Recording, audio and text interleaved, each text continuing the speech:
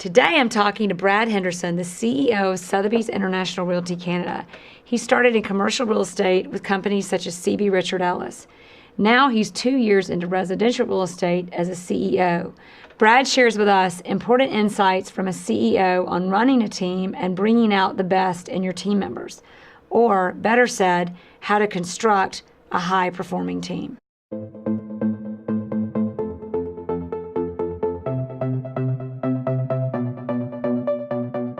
Thanks for listening to the Jere Metcalf Podcast, where top real estate agents tell how they do it. This podcast is to share knowledge for realtors and raise awareness for Give Back Homes, where real estate professionals work together for social good. Jet Centers Aviation, Bentley Atlanta, Legends Global, thank you for your sponsorship. All right, everybody, it's the Jere Metcalf Podcast, where top real estate agents tell how they do it.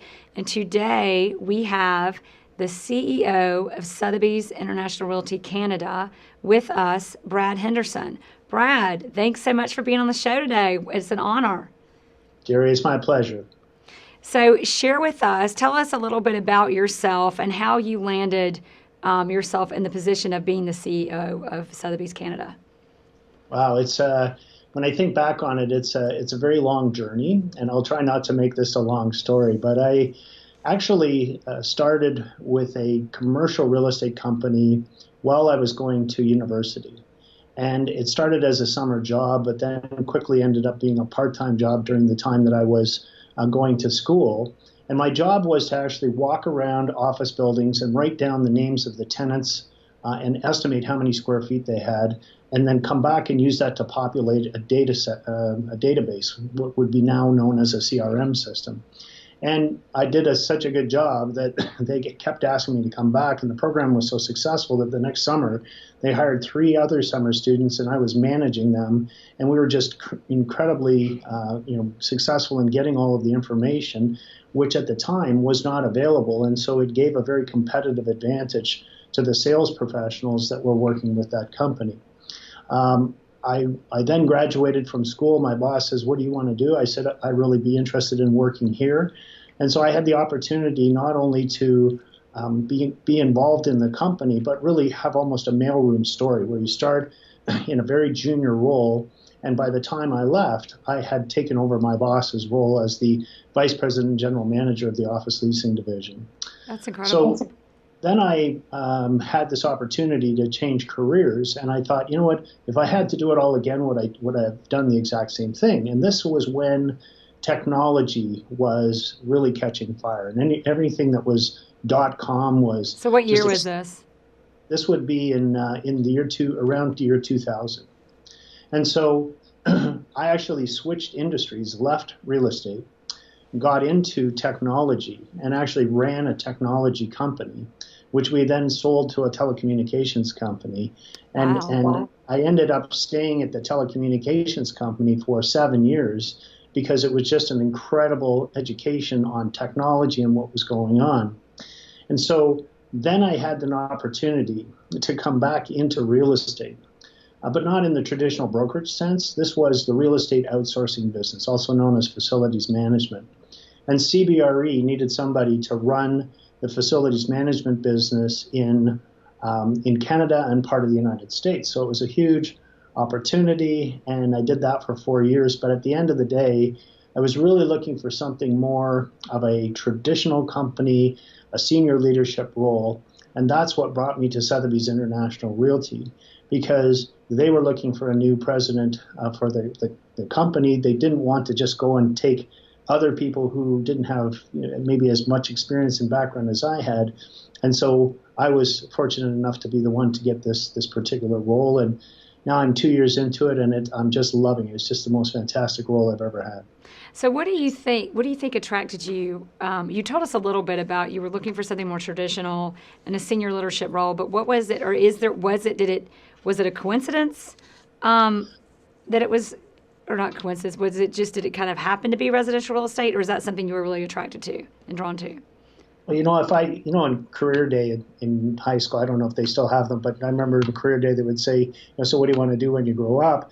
And if someone had said to me, you're going to start in a commercial real estate company, then you're going to go into technology, then you're going to go back to real estate, and then you're going to end up running a residential real estate brokerage, I would have said, you guys are crazy. There's no way. That's not what I'm going to be doing.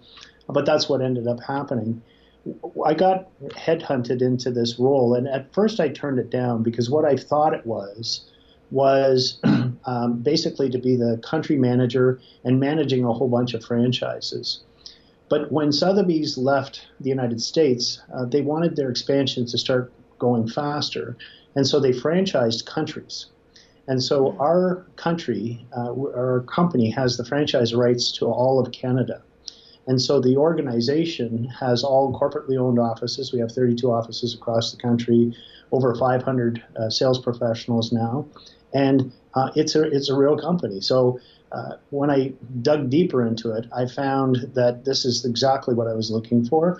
Small to medium-sized company. It's got the flexibility that you can think about things in the morning and implement them in the afternoon. But what was equally exciting is that when I looked into the broader organization, I found that there were equally large organizations, and some that are actually even larger than our company, in the group. And so what that meant to me is that I was going to have the opportunity to sit down and talk to those people and learn from them, and to be able to accelerate our growth by sharing best practices.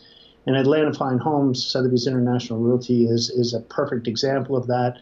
There's a ton of things that you and your team members do that are awesome, and lots of stuff that we've learned already. Mm-hmm. So when I looked at the two things together, it was just such an awesome opportunity that it went from being probably number 2 or number 3 on my list at the time to number 1 by a clear margin. Wow. And so it sounds like it was really just the company and the opportunities that it had to offer. And to elaborate on what you said, so you've got, and to be sure I understand, there's the corporate Sotheby's, the Canada Sotheby's International Realty, but there are also franchises. No. Okay, so there's just, okay.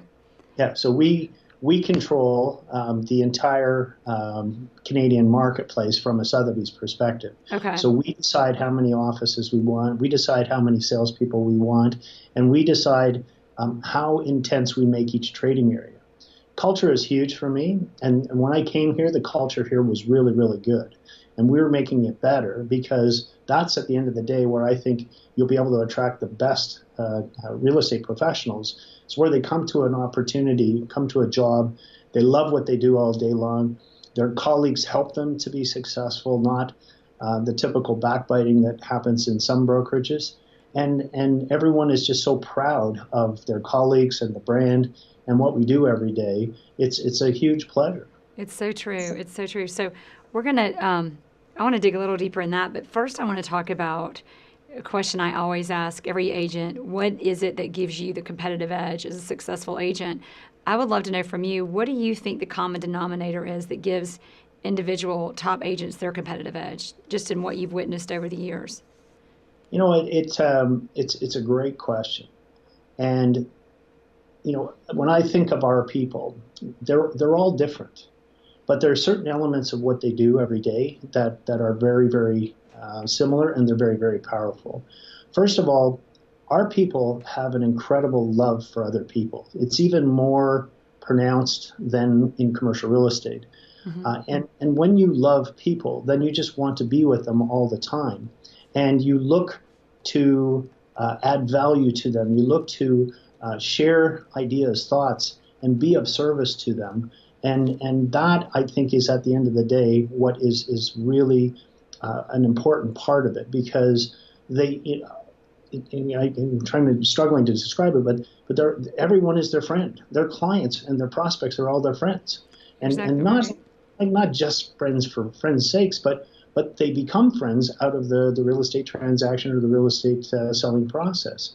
And they genuinely care about them. So they're genuinely trying to help them, please them, send them gifts, send them information that's important to them. And there isn't always that expectation that there's going to be a deal on every one of those gestures. I think that's another important thing to say. Exactly. Yeah. It's given willingly and not with an expectation of things coming back. But then when they do come back, they're just, oh my goodness, look how great that is. I ask our salespeople what they think makes them successful. And almost every time I hear, well, I got lucky, and I got lucky, and I got lucky. So I said, for the leadership team, all we got to do is go hire lucky salespeople. That's easy. But what they are not articulating is that they see it as luck. I see it, you see it, others see it as skill. And it's a skill that they just keep repeating, but they don't necessarily know what they're doing. Exactly. What is the quote about opportunity comes to those prepared, or the harder I work, the luckier I get? Yeah. I think that's so true. So I'd love to know, we were talking about this a little bit, but we didn't get to elaborate on it because I wanted to save it for the interview. But there are a lot of differences. You've been in the commercial world for a long time, and transitioning into the residential world. Are there any things that you see, and maybe you could go vice versa, in the commercial world that you wish you could implement, or that we could learn from your experience in the commercial world and apply to residential real estate? And of course, I could go the other way with that. Yeah, and I having a husband in the business, but yeah, go ahead. Yeah, I think there's certainly a lot of lessons that commercial could learn from residential. But one of the things that's very more formed in commercial is the whole concept of teams. Mm-hmm. When I first came to Sothebys International Realty, I looked at our teams, and they were, I would say, very fundamental in terms of their structure, their operation, etc. And I searched across our company to talk to our top sales teams, and that was still fairly fundamental. So then I had the opportunity to travel to a variety of different markets and talk to the sales teams there, talk to the guys at SIR Global, and they said, no, there really isn't a lot of information about it. So I actually set out interviewing some of the top teams in Sotheby's in North America and talking to them about what they do, how they do it, did some searching on the internet, found some other information, brought some information from the commercial real estate side, and so put together some information on the pluses and minuses of being in a team, because it's not for everyone. Mm-hmm. What are the traditional mistakes that people make when they start a team or mm-hmm. when they go to grow a team? And then a whole series of information about job descriptions and the various growth paths that teams would go on, because I believe that teams are not the only way to be successful, but one way to be successful. And for certain people, I think it's a very powerful way not only to leverage your time, because at the end of the day, this is a personal service business, but also to grow and to develop a franchise value, if I can use that term, in the team that can be handed down to other team members, or even intergenerationally if it's a more of a family team. So we put that together, and at the last global networking event, I hosted a panel of top teams in North America, and had an incredible conversation with them on stage, and had hundreds of people write me afterwards and say, I remember that was awesome. Yeah, I think Greg Lynn, I think he was one of the teams that was on that panel, and a few other big teams were on there. So so what have you found, because I remember from that panel, there were a lot of different ways to structure a team.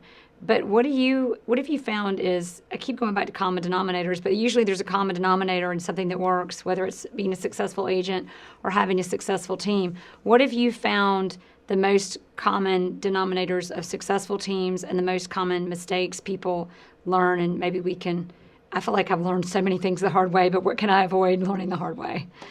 And you know what, Jere, that's exactly what happened, is that people learn the hard way.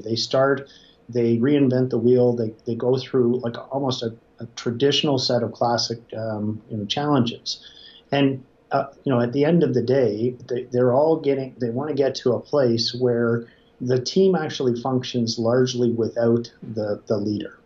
And so whether it's an individual or maybe two or three partners that are the key revenue generators, the team actually functions very well, even if they're not there and not making every decision.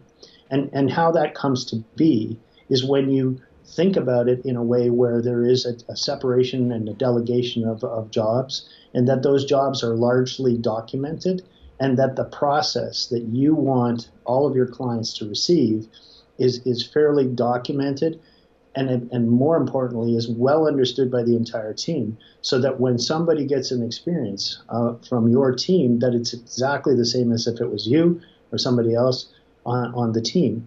And then when team members come and go, it's about, hey, I need to recruit somebody who's going to do things my way, and I say that respectfully, but you were successful for a reason, and you're having a team for a reason, because you want to leverage that success across a broader stream. So the more sophisticated teams that I found had a large amount of discipline dedicated into documenting their processes and procedures, making sure that the customer experience is largely the same across all values of properties and all different kinds of transactions. So there's two things. It's documenting your processes and procedures with a focus on the client experience.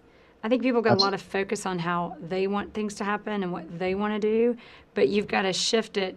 That's great, but the focus has to be on the whole purpose is not your ego or not working or not anything else. The focus is ensuring what the client experience is.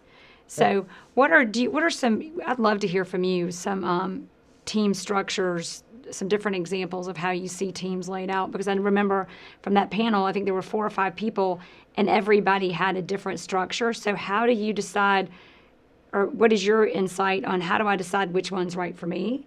And how do fill us in on that? Well, the if that's first not question too broad, yeah. When somebody wants to start a team, the first thing I ask is why. Because if the delusion is that I'm going to have a lot more free time and make a lot more money, those two things don't necessarily jive. So if it's because I'm so successful and I've got so many, I can generate so many leads, I need to find a better way to deal with it because I'm working 7 days a week, 15, 16 hours a day, and I'm afraid I'm going to lose my spouse, my mind, or my health, or all three. And so something's got to change. So typically we'll sit down and say, well, list everything you want to get out of having a team. And I mean, certainly some freedom comes with having partners and teams because you don't have to do everything yourself. Mm-hmm. But if your objective is to semi-retire, that's not necessarily going to work in the short term. The other thing is that it's very much going to be a function of personality, because some personalities are such that they tend to want to hire somebody that's exactly like them. If I could just have a carbon copy, a clone of myself, but you're not going to get that synergistic boost, because typically what you want to do is find somebody who's very different from you in a lot of different ways. Because if you find somebody who doesn't like detail, doesn't want to write things down or whatever else, you're going to have two people that are going to not. It's going to go from bad to worse. So you want to look at complementary strengths and weaknesses.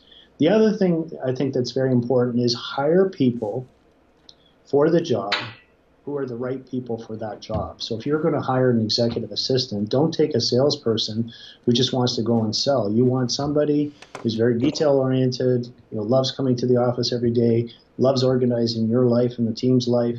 If you have a marketing person, don't take whoever's available. Find somebody who's going to do that job, because that's the mistake that I've seen a lot of teams make. They go, so-and-so's daughter or son is available. Let's just grab him and bring him in or her in, and we'll show them how to do it. And they don't want to do that job, or necessarily not qualified to do that job. And so then that unwinds, and they take a couple of steps backwards. So, short answer is approach it like it's a business, and that you're hiring people for roles in that business. Because once that starts to gel, it'll have value. It'll run itself. Exactly. Well, I love what you said about hiring people that are right for the job. I've heard 2 different versions of that. If you just write your job descriptions and set people up for success, it doesn't matter who you hire. I think maybe that's true at a certain price point, or it's the difference between maybe, I always use the Ritz-Carlton Walmart analogy, even those are 2 completely different industries, but there's some relevance to it. But I think especially in our business, and when you're looking at luxury real estate, it's important that you hire the right person for the job, and even really no matter what business, because to you, what you said was, I have hired people who wanted to be realtors to do administrative jobs, and it's a disaster because they're ADD, because I think that must be a requirement to be a realtor, and they don't write things down. They don't finish things. They're just like me. And then they want to be me, and I can't go be me because they're being me. So finding someone who doesn't want to be a real estate agent has been powerful for me, for people in those roles of not being agents, but people in the administrative roles. For me, it's someone that all they do is listings administratively, and someone else all they do is closings administratively, and they both have been agents and they don't want to be agents, and they respect what I do, and they're glad they're not me, and they have made exponential difference in the ability of business I've been able to do from last year just to this year. So I love that you brought that up and drove that home. So give us some examples if you've got, and I think this is I've gotten a lot of phone calls from a lot of our listeners about this topic. What are some examples of some team structures and that you've seen kind of consistently work? So one of the people in our top 10 is an individual agent with one assistant. So that's probably the smallest team and the most simple structure that you'll find. But that particular person is incredibly successful. Another person in our top, let me go to a smaller one. Another group in our top 10, because individually they rate in the top 10, is I call it a partnership of three people. Mm-hmm. So the three people effectively share the income, a third. So whatever deal comes in, they share a third. They have an administrative assistant and a marketing assistant, and then a couple of buyer brokers that go as a part of that team. And then probably at the other extreme, we have a team of 18 people where we've got executive assistants, we've got we'll call it a chief of staff, we've got a buyer brokers, we've got listing brokers, we've got client care coordinators. So a whole very complex organization, and they use checklists. Not because they can't remember what to do, because it's their form of quality control. And the checklist forms not only, yes, I did all of these things, but let's assume that something went wrong on a particular transaction, and they didn't like the outcome. They'll sit down with that document, and they'll go through it, and they said, did we do everything that we said we wanted to do on this deal, that consistency? Mm-hmm. And something wasn't done, it's quite easy to find it and then course correct with the individual who didn't do it. That's what I mean by the quality control component of it. The other thing that people think is that, just because you have these documented processes and procedures, then it becomes very rigid, and I want to be more free. And so yes, you can do that, but you decide as a group. You don't have everybody. If you've got an 18-member team, you don't have people on the team deciding on the fly that they're going to change the client experience because they think it might be better. You sit down, you have a discussion, and you say, we think we should change the client experience this way, and we think that's right. Modify the checklist, and then you implement it as a team, as opposed to everybody doing their own thing, because that's where a lot of the teams slide off the rail. I love that. So it's so funny as everybody always calls me and they're like, okay, I got a phone call yesterday. Jere, I want to pick your brain because they know I talk to everybody, know everybody, and I'm growing a team. And how do I structure my team? How do I do the splits? I'm like, well, it's kind of back to your answer. It's like there are a million ways to do it. You just named a partnership of 3 agents. You just named an agent that basically just has an assistant, and then you named a huge team with 18 people. Is there is there a basic formula that any of us can find to go by? I mean, mine might be you're an agent. You get a closing coordinator, then you get a listing coordinator, then you get an assistant. And you better be selling a lot of real estate to afford all that. And then you pick up a buyer's agent, or you pick up a buyer's agent, and then you have an assistant. I'm kind of a little bit down that path. But is there one that you think people can kind of like, okay, how do I get from the one person and assistant to the 18 people, or where is the in between? Yeah, I think the first hire, if you're an individual agent to start with, the first hire is definitely an executive assistant, and it's somebody who's detail oriented, somebody who is going to write everything down and is going to help you build your business. Because I say it's a business, and so you sit down with him or her and you say, this is the customer experience I'm expecting. So first we do this, then we do this, then we do this. And if that person's half good at what they do, they'll be writing it all down and developing checklists and setting up, the systems, the processes, and the procedures that are going to form the foundation for bringing additional people on. I think the next thing is to look at yourself and say, if you take the things you do every day and truthfully say to yourself, which ones are the $1,000 an hour activities and which ones are the $100 activities, and you kind of rank everything in between, you're always wanting to chip away at the bottom end of that list. Mm-hmm. So your executive assistant will take away all the $100 an hour stuff, but then you're going to start to get up to things like showing buyers around and other things, very time consuming, not necessarily the ones that are driving the revenue for you and your soon to be larger team. So keep pushing yourself up that chain where you're working more and more and more and more on that high value per hour stuff. And one of the things when I go to talk to teams, because our salespeople say, well, can you talk to us about teams, because I'm pretty passionate about it, as you can tell. Yes, I say to them, the people in the team, what they should be doing is they should be looking at the leader or the senior partners or however the team is structured, and they should be saying, what is it that I can take off that person's table today? And more importantly, to have a nice way of saying to you, Jerry, why are you doing that? I can do that. I should be doing that. Go out and find another client. Right? I'm being facetious to make the point, but I like this. I'm serious. I'm doing this. This is great. I'm writing all this down. But go ahead.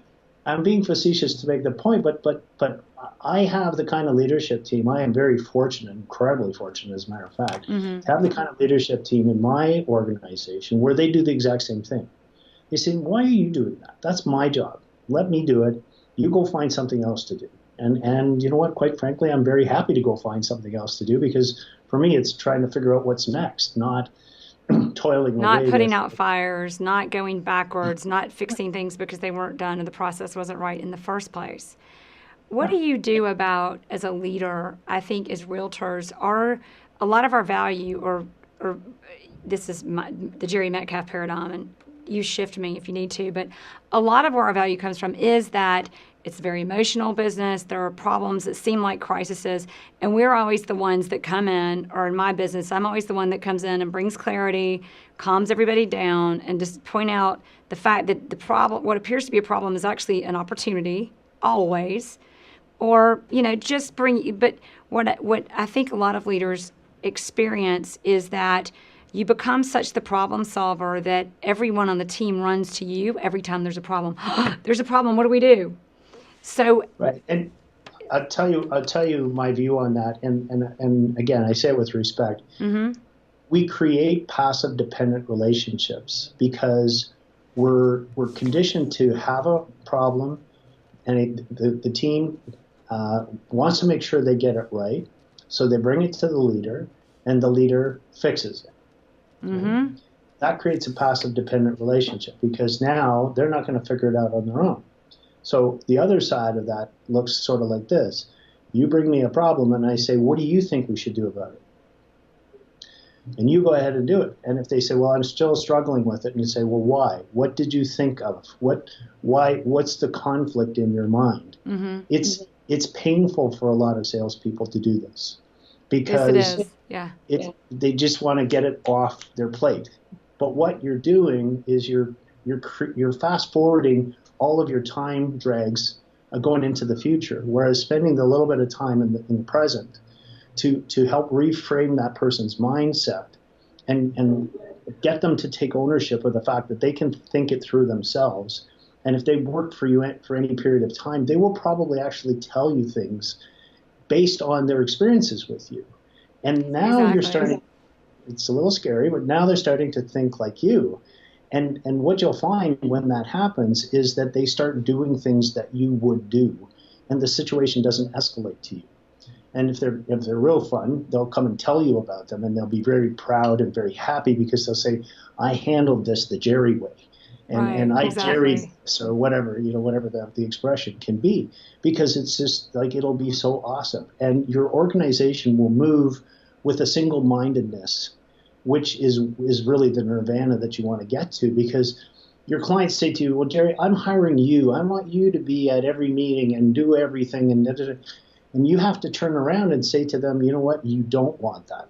Because if I didn't have the team that I have, I wouldn't be the person I am. I wouldn't be the success, and my clients wouldn't experience the success that they're experiencing, because he does this and she does that. And once you experience my team, you'll completely understand it. Rest assured, I will be there at every critical moment, but I don't need to be there 24/7. Shout out to Michael Dreyfus for that one too. He had the same conversation with me recently about, obviously he's an owner and an agent, and helping the client understand as you're growing that to be able to have the insight that you have as an agent, if you're doing every little thing for the client, you're not getting out there and getting the insight and experience that's going to come. I mean, there are things that we do in our business that in a matter of a 2-minute conversation, we can alter the situation that might have otherwise, because we were available to that conversation where the value is, or that problem with the solution, that had that escalated or not been, the focus not been there because you're busy getting copies made for keys, or or staging a home instead of having a professional decorator with a license and education to doing that, then you end up having very expensive problems because you don't have a realtor with the experience and the focus on what the real problems are and where the real value is in that realtor. And the team is behind that to make the full experience for the client. Absolutely. But that has been, I love that you said that again, because I think we all who are growing our businesses and growing our teams need to have that mindset, whether we're in the beginning or we're, very successful and we want to get it taken to the next level. So thank you. Now, what were you going to say? I was just going to say one other thing is that you'll find that when you ask people what they think they should do, they'll tell you, because you've given them permission. Where they bring something to us, and look, I have to fight the temptation all the time as well. When they bring something to you and then you answer, then clearly that's the answer, and they're maybe not even going to debate with you, even though they may have had a better answer than you had. You were just trying to get it off your plate. Just that sense of that fast-moving salesperson. Yeah. Yeah, and they've been probably soaking in it for days, weeks, how long. So, like I said, it's easy to say, it's not as easy to do. Well, and what we just walked through too is a lot of us that have teams have the problem of being the problem solver. But the opportunity in that is when everybody's coming to us asking for solutions to the problem, is that is our opportunity to go back and show them they may have a better solution than we do, and to just kind of reprogram the processes. That I'm not here to just tell everybody what to do and solve all the problems. I'm here because I was here first, but you guys are here to fulfill a very important, valuable role. I just happen to be here first. That's kind of it. After that, and while we're on that topic, this reminds me of something Andy Stanley, he was a successful speaker, and he also is a pastor here, but he speaks on it, but he's incredible in business, and he speaks on this, is that in business, I think this may even be is it Truett Cathy, Isaac? A Truett Cathy quote where he says, treat our employees, team members like volunteers, because they are. You might be paying them, but they can go work someplace else. So creating that environment in which people do make their own decisions on their job and are in the right role and visiting their strengths and what they want to do, not hiring someone to do paperwork or oversee details who just wants to be a salesperson and has no experience. Back to where we started with this. So I couldn't agree more. And the other quote I love from Ritz-Carlton is, treat your employees the way you want them to treat their guests, your guests, in our case, the clients. I love that. Yes. And so if they're, if we say that Sothebys delivers a luxurious experience to everyone that we work with, then we as leaders and managers and salespeople should be treating all of the people that are necessary to deliver what I call a legendary customer experience. You have to treat them in that same way. They have to feel like they're being treated specially and that they know what that's like, and so they're wanting to give that to the clients, right? So well said. And you remind me, I cannot remember the TV shows. These TV shows my kids find on Netflix, but I always find like insight into business. excuse me, is it's one about your brain, and this is getting back to our point, but it's about your brain and how your brain works and the different things we're unaware of and how we perceive the world. But one of them was in, this just came to mind, so I'm not doing a good job of articulating, but it was how we process and achieve things and how we do things. And there was this experiment, and there was this little puzzle, and the puzzle has all these little pieces popping out, and the goal was in like 30 seconds, you were supposed to make all the shapes fit in and get it done in the time limit. Well, they did two runs. One was they had a guy come in, and they did it like 20 times or something to make sure it was the same results. But he comes in and he's yelling at him and he's giving him a hard time. You got to do this. Get it done. You got 25 seconds. And he's like all over him. Nobody could finish the job. Same exact task. They had someone else come in and they would say, okay, you've got this. And they would be supportive. And it was like, all right, no, yep. And they would kind of give a little support. Oh, no, you've got it. You're doing great. And every single person, it was like profound, the difference at the same task and the same personalities, the rate of success or failure, depending on how the, quote, leader was managing them and encouraging or being frustrated with them in the process. So not only is it treat your employees the way you want your clients treated because it creates a culture within your business, it also makes them a lot more productive and get the job done. So I've got to find that recording and share it with everybody one day because it really was, for me, it was like, and that's how it works with teams. So, a lot of people think that management is about, fear and intimidation. Mm-hmm. And fear and intimidation do work, but they only work in the short term and they only work for a short period of time.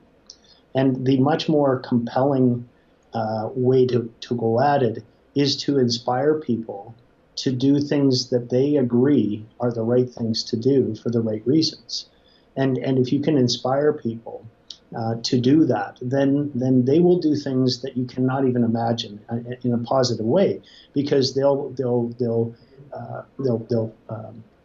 take variations on what you've asked them to do, and they'll say, "Hey, I did this because I thought it was so awesome," and you're going, "Oh my God, they're so excited about that. That's fantastic," and it just feeds on itself.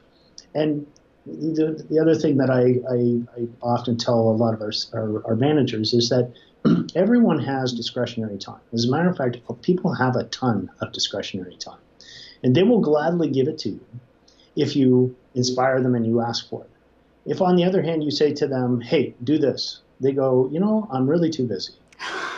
You say to them, "Hey, this is what I'm trying to do. I'm trying to come up with this new idea for our clients, and we want to do this, and we want to do this, and we want to do this. The problem is I need somebody to help me do this, this, and this." And the other person's like, "I'm all over it. I got all kinds of time to do that." Yeah. So, when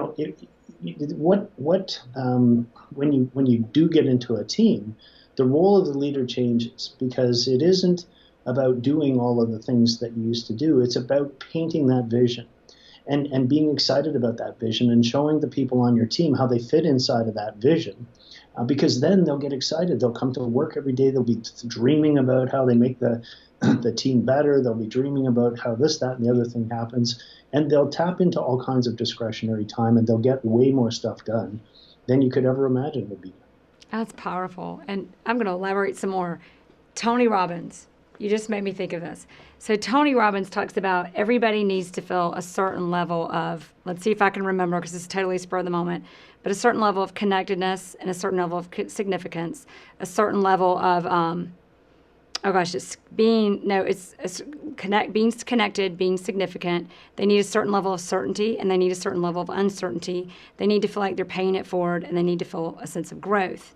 Everybody needs a little bit more of each of those things, but those 6 things there's a human need for growth and productivity and, mental well-being to fulfill those roles. And when you approach a team in that way, each person is feeling significant, connected. They get an opportunity to grow. They get the opportunity to, I've already forgotten all 6 of them, everybody, sorry, but be connected. What is it? Connected, this is important. So feel connected and feel significant. Everybody needs a little bit of both. And when you're on a team and you can feel both connected to the team and significant on the team. And the other thing is some certainty. Certainty of what's going to happen, certainty of how it's going to go. But it can't be too boring. We need a sense of uncertainty, of excitement. Some people like to jump off of planes. They need a lot of uncertainty. Some people like me, I like a lot of uncertainty, but not that much. And then again, when you're on a team and with other people, you have the opportunity to grow, and you have opportunity to grow because other people are doing things that you're not as good at. You get to do more of what you're good at, and you have more exponential power to give it forward and give back and pay it forward. Or contribution is actually the word I think that he uses in that. But it's funny how that literally what you said parallels to that. So Nope. This is great. Do you know what were you going to say? I said no question. You're absolutely right. So Tony's unbelievably good at taking fairly complex theories and learnings and putting them into terms that everyone can understand, because essentially that is Maslow's hierarchy of needs, which is not very relatable to a lot of people. But Tony took that and a lot of his other thoughts and ideas and created something that's much more accessible. I had the privilege of riding in a limousine with him for 1 hour. Oh wow! On the way to a venue, just him and me, and it was one of the more awesome experiences of my life. So when was this hour ride? I was in commercial real estate, and I was the Canadian chair of something called the Society of Industrial and Office Realtors, which is an industry group. And I'd actually set up for all of our salespeople a taped-based, a video-based training that Tony Robbins had at the time. It was called The Power to Influence, which still to this day is the most powerful course I've ever experienced in my life. Dramatically changed our sales team in terms of their confidence and their ability to sell. And it was a lot of his philosophy in it. So using the techniques that course taught, I networked my way into getting to know him and getting him to be a speaker at the Sothebys, the Society of Industrial and Office Realtors conference. Now his speaking fee at the time was $100,000. I shouldn't probably say this. Oh well, he probably won't care. I got him to do it for $10,000 charitable donation to the Robbins Research Institute. Wow. And the guys at Society of Industrial and Office Realtors were floored because they had like this world-class speaker for a price that they could afford. And the conference was in Hawaii, and it was about an hour drive from the airport to where the hotel was. And so the organizers, talking about playing it forward, the organizers of the conference said, "Would you like to go in the limo to pick up Tony?" So that's how I got to spend an hour in the car with him. Wow! So, and it's interesting. It was during a very sort of dark time in commercial real estate. It was in the sort of early '90s when there was a recession, and so I'm just in awe and talking to him and about things. And he goes, "Brad, how can I help these people? How can I help the people that I'm going to go and talk to?" And I thought, wow, that's awesome. Well, so we had a lot about how we could help them. It was all in the questions. It's in the questions. It's not what do I need to talk about, what do I need to say, but how can I help these people? And I think he actually talks about it's about asking the right questions. People ask me, why can't I get any clients? I said, well, first of all, you're asking the wrong question, because whatever you ask, you will get the answer. Or why won't people work with me? It's why will people work with me? Why will I get to this level? Whatever it is, not why won't, but why will. Because whatever way you ask it, you'll get your answer. So that's incredible. So give us a little bit more. I want a little bit more about this. What made the ride so great? Was it just the Tony insight, or was it anything special that happened? Or well, when I actually first bought the cassette tapes and listened to them. There's 30 of them or some large number, and listened to them all. And I'm thinking, oh my God, this makes so much sense and it's so awesome. And then searched around to try and figure out if I could make this available to our salespeople, because I knew they weren't going to listen to the 20 or 30 tapes. And I found this video-based course that he taught called The Power to Influence. Found an instructor who wanted to do it. We did it as a team, as smaller teams, 20 people at a time. And the bonding of the learning plus the learning itself was a significant differentiator. It gave us breakaway success that I can't even imagine would have happened otherwise doing that. So I sat and went through it with every class, because I wanted to make sure that they knew how important it was to me that I was going to sit in on every class and do this. And so by the time you've done that a few times, and the tapes are of Tony talking and philosophizing and doing all that sort of thing, like you really feel like you know him, right? You kind of did. He didn't know you, but you definitely knew him. Yeah. So by the time you actually get to meet him, it's it's awesome. And then you just have conversations. It wasn't like I was repeating everything that I'd ever learned. It was more he was like, tell me about you and what do you do, and how do you think you've been successful and why, and tell me about the people I'm about to speak to, and tell me about why they're successful and why they're not successful now, and so it was just an awesome conversation. Wow. And what were his answers? Now we're doing the Tony Robbins interview through you, but what were his answers to those questions? He was asking me as many questions as I was asking him. And that had to be awesome. Yeah. And he, his stories are pretty well documented, right? Mm-hmm. It's a rags to riches story. He's got a great story.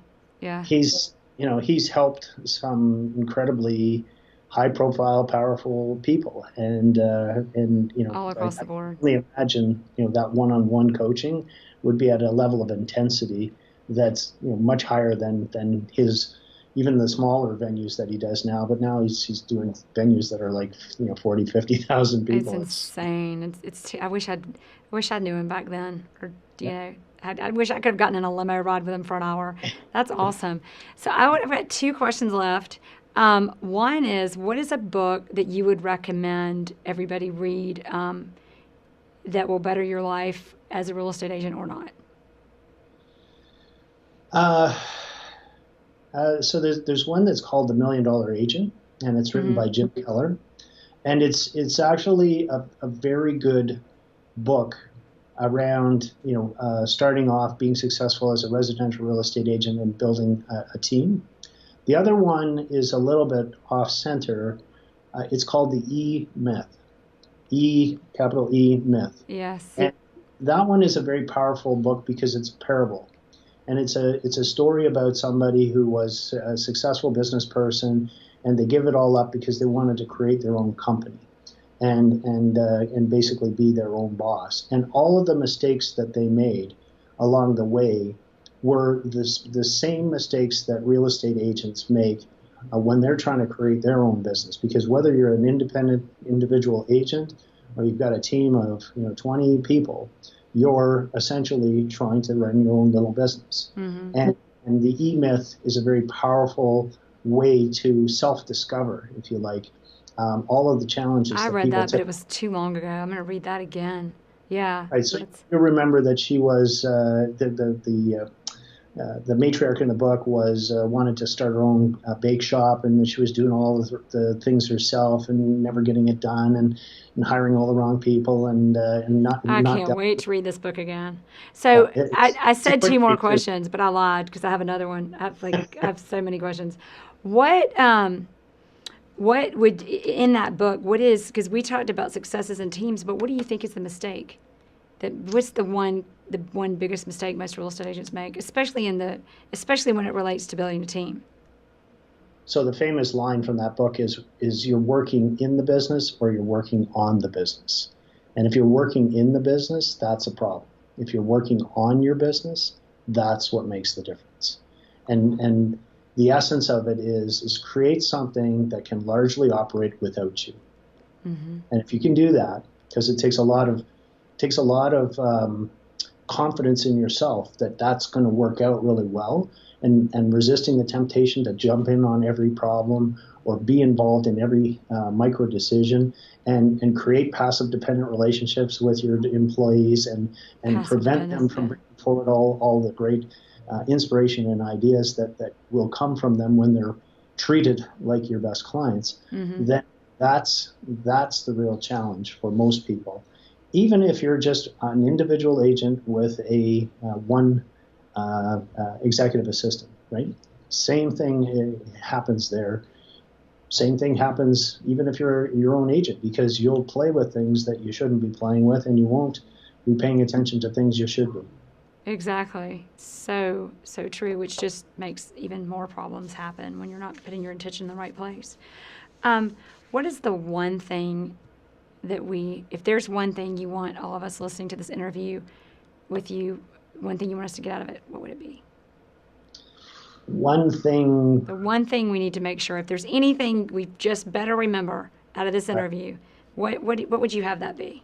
So hopefully it's a lot more, but it's slightly different than the things that we've talked about. But one of my favorite figures in history is Winston Churchill. And one of his great lines is that success is moving from disappointment to disappointment without a loss of enthusiasm. And I think that is, at the end of the day, most successful people, when you pick at it enough, they'll say, is everything that you did a success? And they're going to say no. Is most of the things that you did a success? And they will probably, if honest, say no. And if you ask them, if you can highlight all of the things that you did, most won't want to do that, but let's say that they did, they'll find that this led to that, which led to this, that led to that, that was a success. This disappointment led to this disappointment, that was a success. And that along that continuum, they became successful. And that at the end of it, everybody looks at them and goes, my God, Jere, you're so successful. It must have been easy for you. You're so lucky. Did everything right. Yes, well, let's get back to my earlier point. You just got lucky. Yeah. Agents. Just hire lucky agents. Yeah. Are you lucky? Yes or no? Well, sometimes when people, it's like, disappointment to disappointment without ever losing enthusiasm, those people usually have the mindset that they are lucky. I mean, sometimes that is some of what it is. Or seeing the gift and seeing the opportunity in every problem. Yeah. I mean, one of the most famous presidents in the United States, Abraham Lincoln, had 40-something years of just the kind of disappointments that most people would just go roll up in a corner and go to sleep. But in the last, when he was elected president, and all the different things that he was able to accomplish during that presidency is nothing short of miraculous. And history remembers him as being an incredibly successful president, which he was. But for 40 years, a lot of disappointment. Same thing with Churchill, right? The war. Oh, absolutely. What was he his parents didn't come see him in school, completely neglected him. I think he was at the bottom of his class. They thought he was supposedly not a smart human being, and yet he was brilliant. Or I think about him, and I think about Abraham Lincoln, as all of those challenges and all of that pain and all of the stuff they went through is exactly what they were. It was basically preparing them for what was to come, as long as they would stick with it. One of my favorite Tony Robbins expressions is that the past does not equal the future. Mm. So even if you did have a bad day, a bad week, a bad month, a bad year, the past does not equal the future. You can change it. Well said. Love it. Well, I think we're going to finish on that. That was really great. Thank you so much for. That was my pleasure.